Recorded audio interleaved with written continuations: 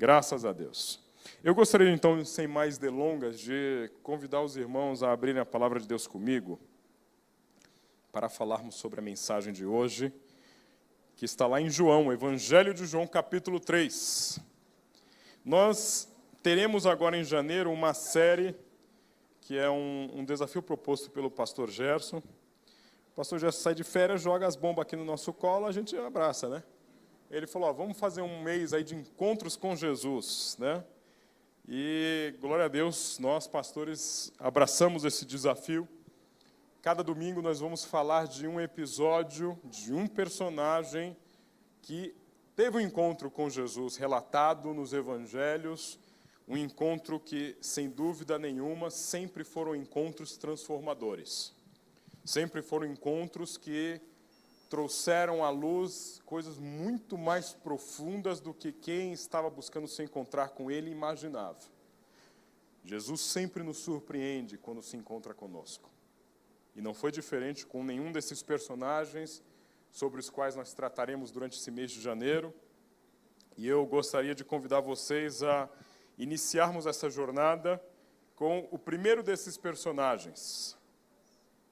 E eu gostaria de convidá-lo lá em João 3 a ler, a partir do versículo 1, o que a palavra de Deus diz a respeito deste personagem que é Nicodemos. A esta mensagem eu coloquei o título de Jesus em nossos termos e condições, porque eu gostaria de, a partir daí, refletir com vocês a respeito deste encontro de Nicodemos com Jesus naquele dia. Ou melhor, naquela noite. Diz assim a palavra do Senhor.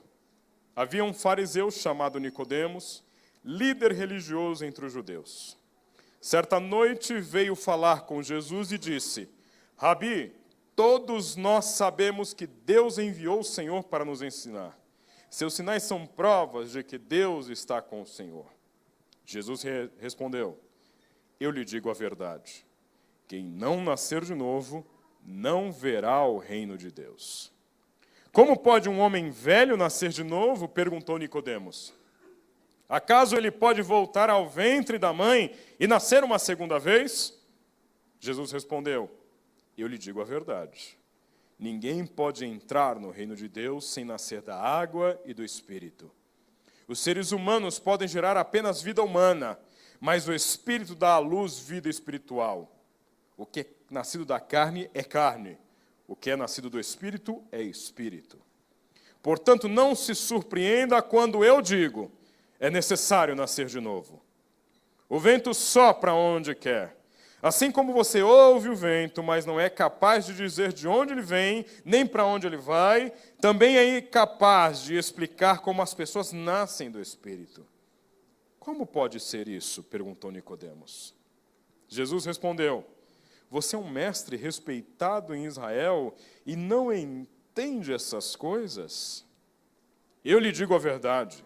Falamos daquilo que sabemos e vimos, e, no entanto, vocês não creem em nosso testemunho. Se vocês não creem em mim quando falo de coisas terrenas, como crerão se eu falar de coisas celestiais? Ninguém jamais subiu ao céu, exceto aquele que de lá desceu, o Filho do Homem. E como Moisés, no deserto, levantou a serpente de bronze numa estaca, também é necessário que o Filho do Homem seja levantado, para que todo o que nele crê tenha a vida eterna. Porque Deus amou o mundo de tal maneira que deu o seu único Filho, para que todo aquele que nele crer não pereça, mas tenha a vida eterna. Deus enviou seu Filho ao mundo não para condenar o mundo, mas para salvá-lo por meio dele. Não há condenação alguma para quem crê nele, mas quem não crê nele já está condenado por não crer no Filho, único de Deus. E a condenação se baseia nisto. A luz de Deus veio ao mundo, mas as pessoas amaram mais a escuridão que a luz, porque seus atos eram maus. Quem pratica o mal odeia a luz e não se aproxima dela, pois teme que seus pecados sejam expostos. Mas quem pratica a verdade se aproxima da luz, para que outros vejam que ele faz a vontade de Deus. Senhor, esta é a tua santa palavra. Que silencie toda a voz humana e que ouçamos somente a tua voz nesta manhã. Senhor, essas pessoas não precisam da minha mensagem, não precisam de palavras humanas. Eu, juntamente com elas, precisamos ouvir a tua voz. Que a tua voz seja audível em nosso meio, em nome de Jesus. Em nome de Jesus. Digno de glória e honra, levantemos nossas mãos e adoremos ao Senhor, digno de glória e honra. Levantemos nossas mãos e adoremos ao Senhor, porque grande és tu, maravilhas fazes tu, não há outro igual a ti, não há outro igual a ti, porque grande és tu, maravilhas fazes tu, não há outro igual a ti, não há outro igual a ti, digno de glória e honra. Levantemos nossas mãos e adoremos ao Senhor, digno de glória e honra.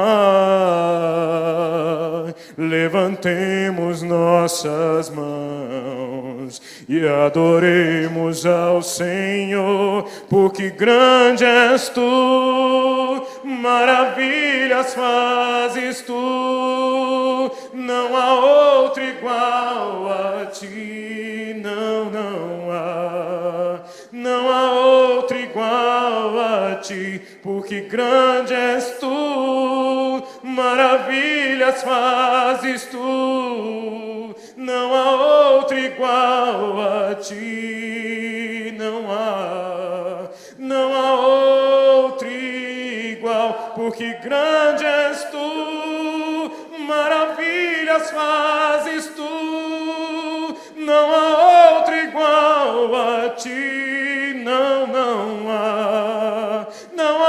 outro igual a ti, porque grande és tu, maravilhas fazes tu, não há outro igual a ti, não há outro igual, porque grande és tu, maravilhas fazes tu, não há outro igual a ti, não há outro igual a ti, porque grande és tu, maravilhas fazes tu, não há outro igual a ti, não há outro igual a ti.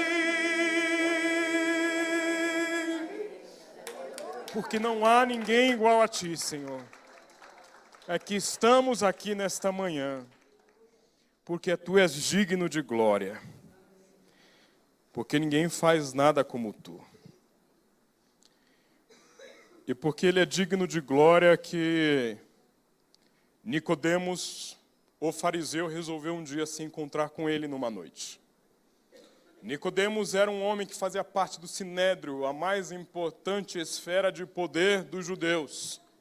Sinédrio composto por 71 homens sábios, reconhecidos pela sociedade, chamado de senadores, 71 homens de reputação ilibada, de caráter idôneo, um grupo de elite dos judeus. E este homem, então, no alto da sua maturidade, começa a ouvir falar de um Jesus de Nazaré. Começa a falar de um mestre, um rabi. E é interessante notar que, quando ele decide se encontrar com Jesus, a Bíblia nos fala que ele chega até Jesus e diz: Rabi, todos nós sabemos que Deus enviou o Senhor para nos ensinar, porque os seus sinais são provas de que o Senhor está com você. Quando eu falo a respeito disso, é impossível não lembrar da série que eu, Raik e a Amandinha terminamos de assistir ontem, Messias, que está lá no Netflix, em que aparece um homem, de repente, fazendo uma série de milagres, andando sobre as águas, ressuscitando gente morta, curando enfermo. E aí as pessoas começam a dizer: este homem é o Messias, que este homem está fazendo milagres. E eu imagino, e é uma história que se passa no mundo atual, seria muito comum se esperar que, se de repente alguém começasse a andar sobre as águas, que alguém começasse a ressuscitar mortos, curar enfermos, alguém dissesse: só pode ser de Deus alguém que consegue fazer isso. Então, logo, este é o Messias. E é interessante que Nicodemos é chamado a atenção de encontrar-se com Jesus por causa desses sinais. E Jesus então lhe responde: mas eu lhe digo uma coisa de verdade, quem não nascer de novo não vai ver o reino de Deus. É interessante porque Jesus não entra na discussão de Nicodemos, mas Jesus reorienta, como todas as conversas que ele tem. E então Jesus discorre sobre uma das passagens mais famosas, que tem aquilo que muitos teólogos chamam de o versículo-chave da Bíblia. Se pudessem dizer qual é o versículo que resume todas as Escrituras, seria João 3,16, que todos nós sabemos de cor e salteado, porque Deus amou o mundo de tal maneira que deu seu Filho unigênito para que todo aquele que crer nele não pereça, mas tenha vida eterna. Deixai vir a minhas pequeninos. Né? Aqui está linda essa... Isso aqui é um exemplo. Está em celular? Não está em celular, irmão. Está no WhatsApp? Não está. Está reclamando da palavra do pastor? Não, olha aí. Mas a Bíblia nos diz, então, que Jesus reorienta a discussão. E esse Nicodemos é um Nicodemos que vem no meio da noite, porque tem receios de se encontrar com esse Jesus. Nicodemos sabia que Jesus não era uma figura unânime dentro do Sinédrio. Nicodemos sabia que Jesus não era uma figura pacífica entre os judeus. Havia uma série de questões a respeito de Jesus. Tinha gente que amava Jesus. E se você ler um pouquinho antes do capítulo 2, ele termina dizendo que muitas pessoas começaram a crer em Jesus pelos milagres que ele fazia. Muitas pessoas começaram a achar que Jesus era o máximo, que era o Messias de verdade, porque esse Jesus estava curando enfermos, expulsando demônios. Porque esse Jesus fazia água se tornar em vinho. E a Bíblia diz que essas pessoas começam a achar que este é o Messias de fato. No entanto, existem outros que falam: não, ele é o Beelzebul. Ele é enviado por demônios. Outros diziam: não, você viu o que ele fez lá no templo aquele dia? Ele chegou, virou a mesa de todo mundo, derrubou tudo e começou a falar que a casa do meu pai é casa de oração, que ninguém pode fazer comércio ali dentro. Jesus começou a atacar os fariseus, dizendo: olha, vocês são um bando de sepulcro caiado, porque são muito belos por fora, mas por dentro são cheios de podridão. Então Jesus tinha desafetos, principalmente entre esses poderosos, principalmente entre o status quo da sociedade judaica, a elite da sociedade judaica, tinha uma série de reservas em relação a Jesus. Porque eu imagino um senado, um sinédrio, um grupo de elite, pensando assim: a gente espera um Messias há milênios, não é há anos, não é há dezenas de anos, é há milênios. De repente vem um cara que a gente sabe que é filho de uma mulher que a gente nem sabe de onde veio, que é chamado de filho de um carpinteiro, que mora lá em Nazaré, que não tem estirpe nenhuma. Espera aí, como é que esse homem vem dizer que ele é o Messias? Então, por isso, Nicodemos resolve se encontrar com Jesus à noite. escondido, não aos olhos de todos. E eu gostaria de falar um pouquinho com vocês sobre isso, porque a gente olha para Nicodemos e fala, que vergonha de Nicodemos. Não foi macho o suficiente para se encontrar com Jesus durante o dia, para mostrar que, Jesus, estamos juntos, né? Jesus, nós dois aí na fita. Jesus, a gente vai lutar junto. Eu confio em você e mostro para todo mundo que eu te sigo. A gente chega a ter até uma certa vergonha de Nicodemos. A gente chega até a ter uma certa repulsa por Nicodemos. Mas eu digo que todos nós somos Nicodemos. Há algum tempo atrás, teve aquele atentado lá no Charlie Hebdo, um jornal parisiense que colocou uma capa ofensiva à religião islâmica e já fizeram capas ofensivas em relação a todas as religiões. Sofreram um ataque terrorista, logo em seguida um monte de gente colocou essa hashtag lá nas redes sociais, Je suis Charlie, que é, em francês, eu sou Charlie. Todo mundo dizendo, Charlie Hebdo, estamos juntos, nós somos todos Charlie Hebdo. E eu gostaria de dizer para vocês, nessa manhã, que Je suis Nicodemos, né? Se você não guardar nada dessa pregação, pelo menos leva isso para o almoço de domingo, que vão falar assim, nossa, que igreja sofisticada, chique. Né? Falo francês lá no culto, né? Uma coisa chique, assim, você vai chegar no almoço de domingo, assim, para os teus parentes e falar assim, Je suis Nicodemos, a pregação de hoje. O pessoal fala, nossa, essa igreja é chique demais para mim. Mas brincadeiras à parte, Je suis Nicodemos porque todos nós temos características de Nicodemos. Espera aí, pastor, eu não. Eu não tenho nada a ver com Nicodemos porque eu estou aqui, de peito aberto, domingo de manhã, não tenho vergonha de dizer que eu sou crente. Mas eu gostaria de dizer que muitos de nós temos muitos pontos parecidos com Nicodemos. A gente parece muito com Nicodemos, porque Nicodemos desenvolveu algumas características nesse encontro que eu gostaria de trabalhar elas nesta manhã com vocês. Nós estamos falando de um Nicodemos que, basicamente, resolve se esconder da sociedade. E aí, eu gostaria de questionar vocês. Talvez nós somos um grupo de crentes escondidos, muitas vezes. Não existe perseguição religiosa no Brasil, não tem perseguição a nenhum crente, ninguém sofre com perseguição aqui, mas a gente às vezes se esconde. A gente às vezes, como Nicodemos, tenta se esconder, e a gente, como Nicodemos, está se escondendo dos demais quando vamos até Jesus. Será? O que a gente tem a esconder? Quem é esse Nicodemos real? E eu digo que muitas vezes nós somos parecidos com Nicodemos porque vamos até Jesus escondendo alguma coisa. Uma coisa que crente tem de característica é que muitas vezes a gente vai até Jesus tentando se esconder. A gente vai até Jesus tentando esconder algumas coisas nossas. E se tem um lugar bom para a gente esconder as coisas, é a igreja. Principalmente no domingo. Porque é aquele dia em que todo mundo vai à igreja. Todo mundo é crente. Todo mundo é cristão. Estamos num país de 95% de cristãos. Tem muito cristão no Brasil. E se tem um lugar para você se esconder, o melhor lugar é a igreja. Para você esconder quem você é de verdade, para você esconder seus problemas reais, para você esconder as suas dificuldades reais. Enquanto a gente olha aqui, eu olhando aqui do púlpito, só vejo gente bonita, só vejo gente bem arrumada, só vejo gente com a cara boa.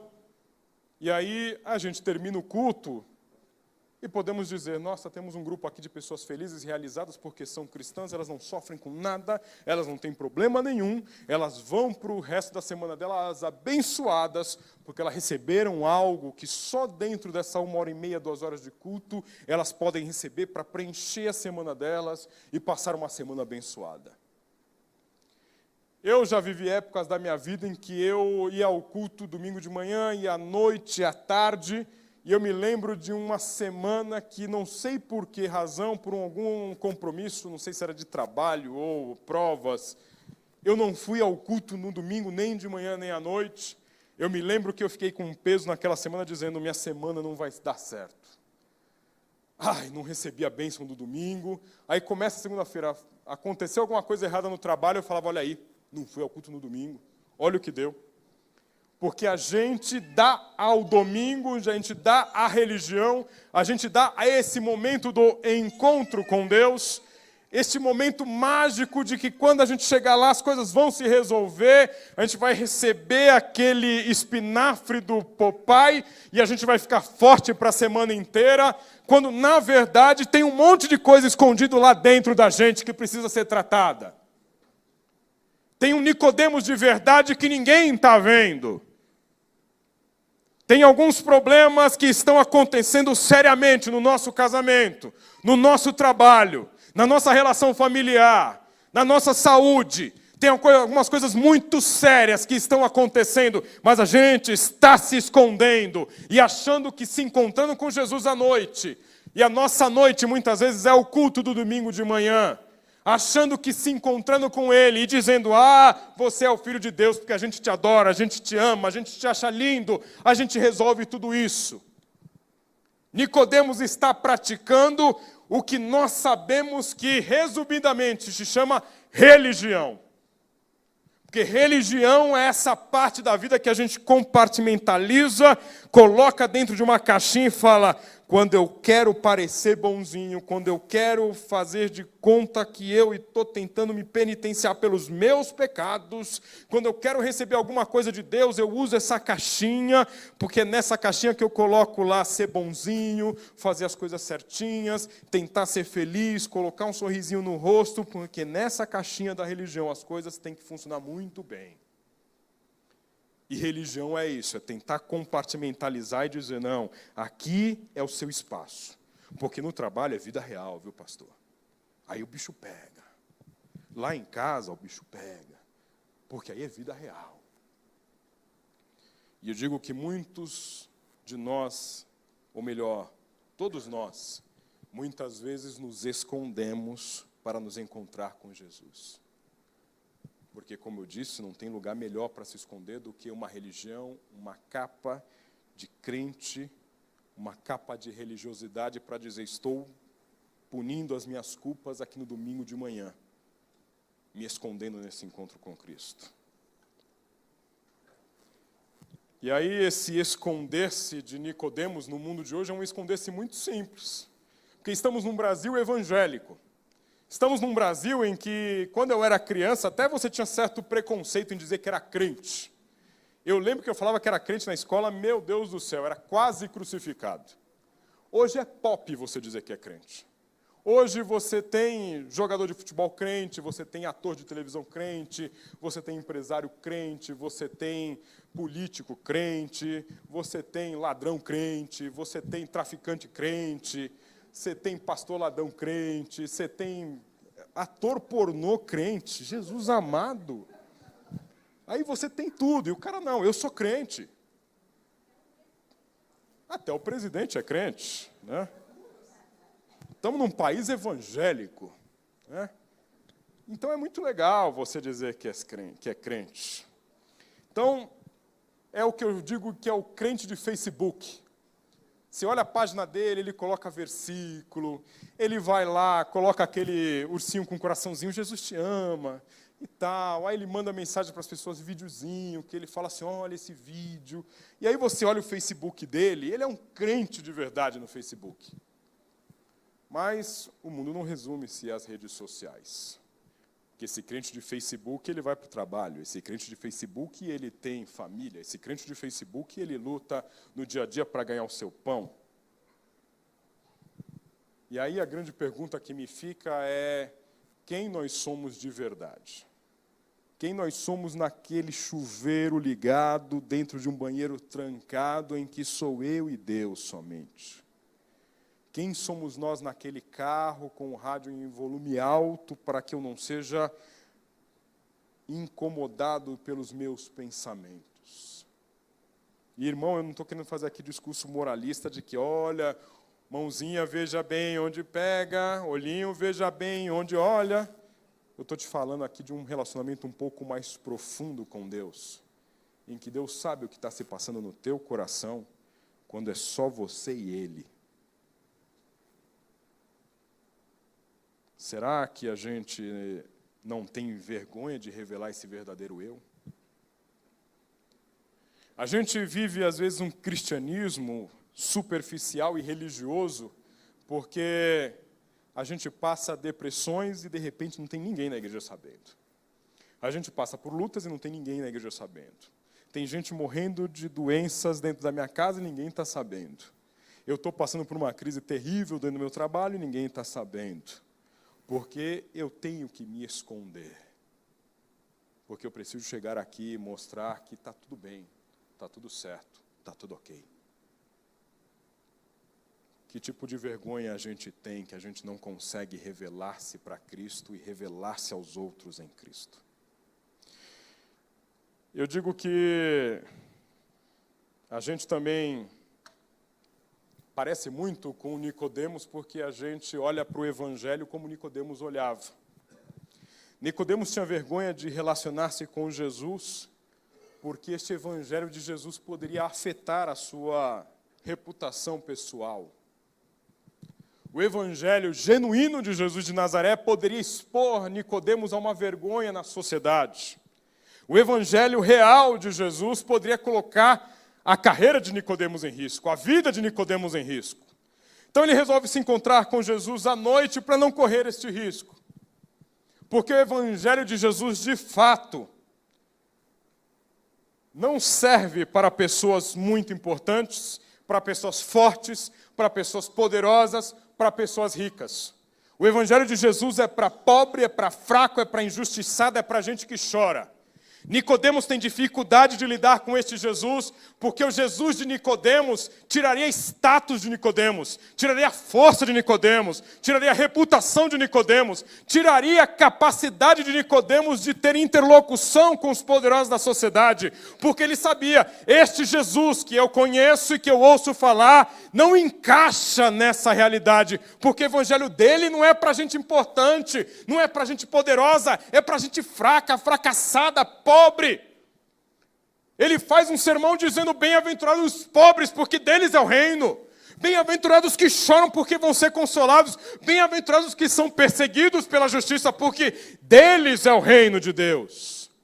Então este evangelho de Jesus é um evangelho que não encaixa para quem se sente importante, forte, poderoso, rico. Por isso, muitas vezes nos escondemos ao nos relacionar com Cristo, porque eu não quero deixar de achar que eu sou poderoso. Eu não quero deixar de achar que eu sou importante, que eu consegui vencer na vida, que eu dei certo. Isso faz bem para a minha autoestima e quando eu me encontro com Ele, Ele me confronta.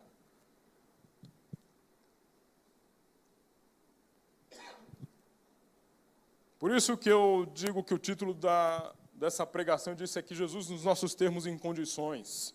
Religião funciona muito bem para quem quer se relacionar com Cristo nos seus próprios termos e condições. Olha, Jesus, a gente vai se encontrar domingo de manhã. Não me enche mais em outros dias da semana, hein, Jesus? Domingo à tarde, por exemplo. Coringão na televisão. Jesus, é o tempo do timão. Porque o crente de verdade não assiste esse tipo de jogo. Por isso que eu estou dando esse exemplo desse time. Mas brincadeiras à parte. A gente deixa lá Jesus no cantinho dele. Jesus, domingo de manhã. Jesus já está bom demais. Tem gente que nem vai, Jesus. Espera aí. Aí na quarta-feira, que de repente assim, o shopping está alagado, queimou a net, internet saiu do ar. Aí vai ao culto de quarta-feira. Meu Deus, ganhei um bônus extra. Diz assim: Jesus, posso faltar um domingo nesse ano, hein, Jesus? Né? Porque a gente fala assim: não, Jesus, domingo é o teu dia. Domingo, hein? Domingo, fica aí no teu cantinho. Pastor, não demora muito nessa pregação, não. A gente precisa ir embora. Pelo amor de Deus, já cumpri com a minha obrigação de crente. Tudo isso porque a gente quer dizer assim: Jesus, deixa que eu cuido do resto, porque no resto já está bom demais. Não vem incomodar minha vida. Eu já estou me sentindo bem. Por isso o desafio de Jesus ao jovem rico é: vai, vende o que você tem e vem me seguir. Porque o desafio de Jesus não funciona para quem tem muitas coisas em que se apoiar. Se você não se sentir desamparado e pensar: só Jesus pode me amparar, o evangelho não serve para você. Se você tem dinheiro demais para resolver os seus problemas, você não precisa de Jesus. Se você tem força demais para resolver os seus problemas, você não precisa de Jesus. Se você tem estabilidade emocional o suficiente para não precisar dobrar o seu joelho quando está com problemas, você não precisa de Jesus. Agora, se você é um desequilibrado, que em qualquer crisezinha dobra o joelho e fala, Jesus, eu não vou aguentar, é esse que Jesus quer.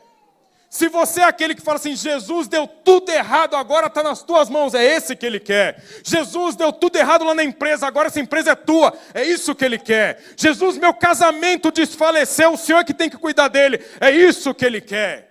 Por isso muitas pessoas passam por dificuldades na vida, porque Deus está tentando dar uma chance misericordiosa de dizer, assuma que você não consegue sem mim. Assuma que você precisa ter um encontro real comigo. Claramente, Nicodemos quer uma religião, porque ele quer dizer para Jesus, Jesus, eu sei que você é filho de Deus, porque você só faz coisas que somente Deus para estar do lado, e está muito bem, está tudo bom, hoje à noite está ótimo, a gente se encontra, já é o suficiente, porque você é um cara muito legal. Aí Jesus chega e fala algo que de repente você pensa, que conversa de doido, né? Jesus responde para ele, olha, meu querido, é preciso você nascer de novo. Espera aí, Jesus, não estou perguntando nada a respeito disso, não. Você precisa nascer de novo.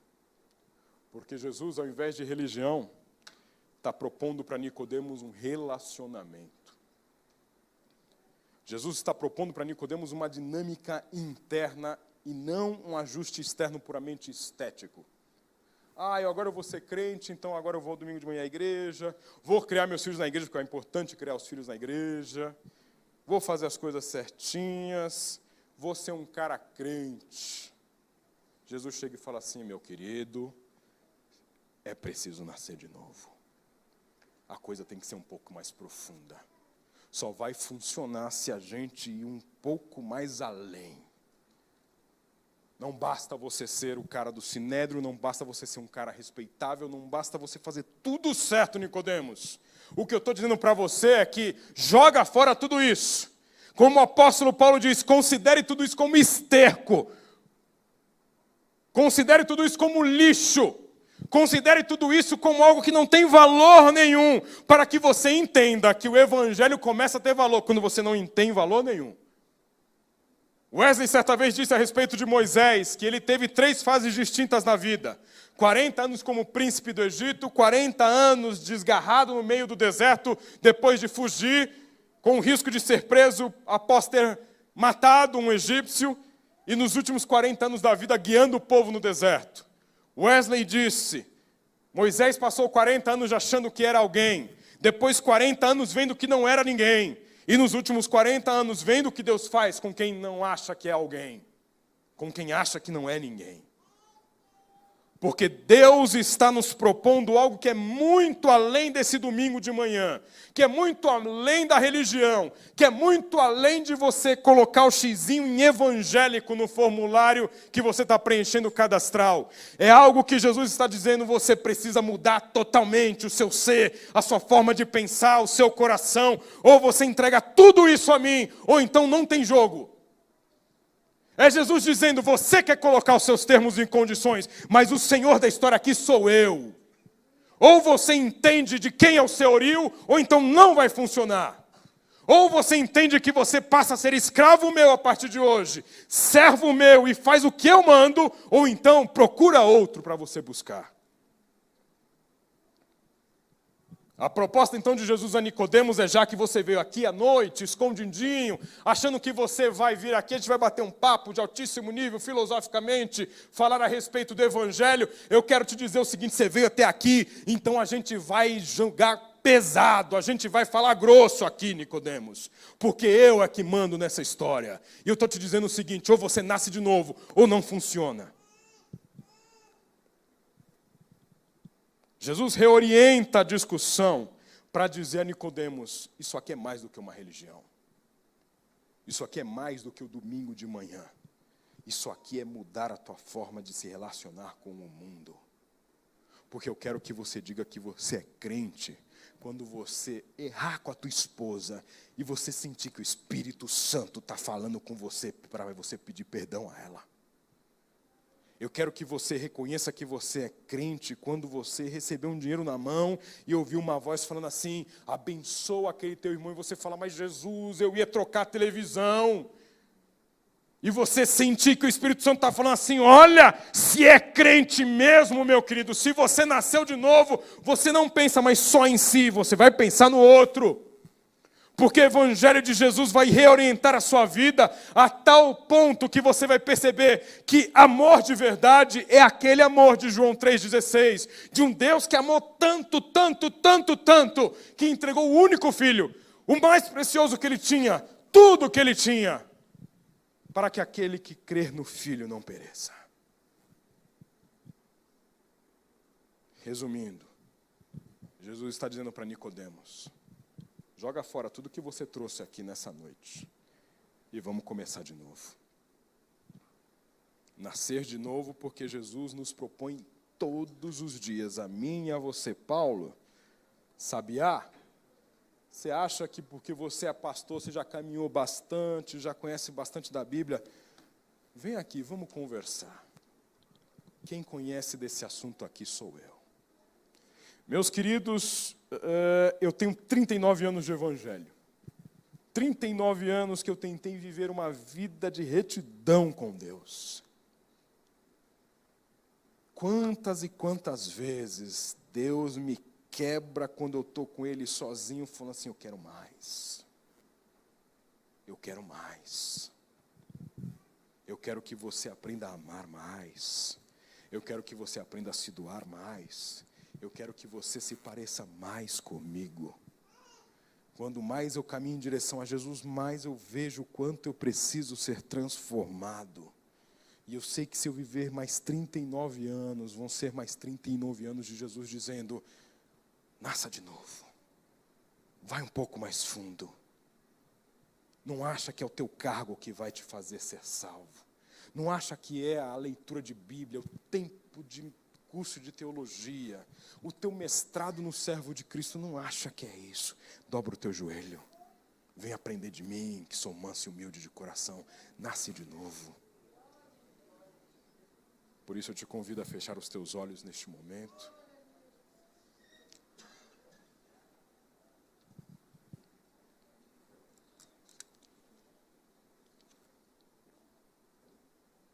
Este domingo de manhã é o nosso encontro com Cristo. Assim como Nicodemos, nós viemos aqui.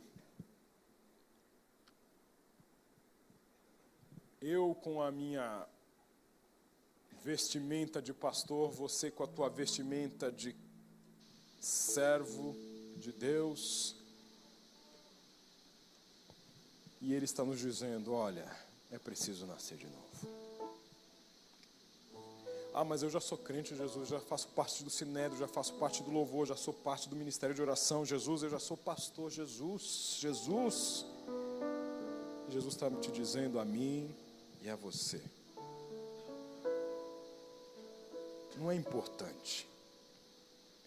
Não é sugerido. Não é interessante. É necessário que você nasça de novo.